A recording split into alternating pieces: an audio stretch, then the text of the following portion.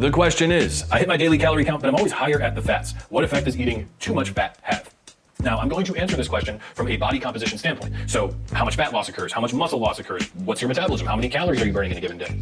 And to answer this question, I'm going to reference an amazing meta-analysis that I absolutely love. In this meta-analysis, they did a bunch of things really well, but the study design was beautiful. They took two groups of people spanning multiple studies, and what they did between these two groups is that they equated calories and they equated protein intake. So the only thing that was different between these groups was the ratio of the carbs to fats that they consumed. Group 1 ate high carb, low fat, and group 2 ate the opposite, high fat, low carb.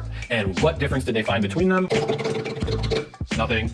There was no difference in their resting energy expenditure. There was no difference in their fat loss. There was no difference in their muscle retention. And they also tested a couple of other health markers. So what this essentially tells you is that if your total calories are dialed in and your total protein intake is dialed in, then it doesn't seem like there's a negative effect of eating too many fats, which buys you a lot of freedom in how you want to conduct yourself within your diet. Now, I will put a caveat on that. If you are an elite level athlete looking to absolutely maximize your muscle mass and get every last ounce of muscle growth that you can, then it's likely a good idea to fill those leftover calories with mostly carbs. So high carb, lower fat, because there are performance benefits in the gym. But for most people, myself included, it doesn't matter. My fats are relatively high as compared to my carb intake, and that's totally okay. That's also why macros don't really matter all that much. Total calories, total protein, total fiber are the three levers that you should be focusing on most, and then everything else you want to focus on after has pretty insignificant impact on your gains. Hope that helps.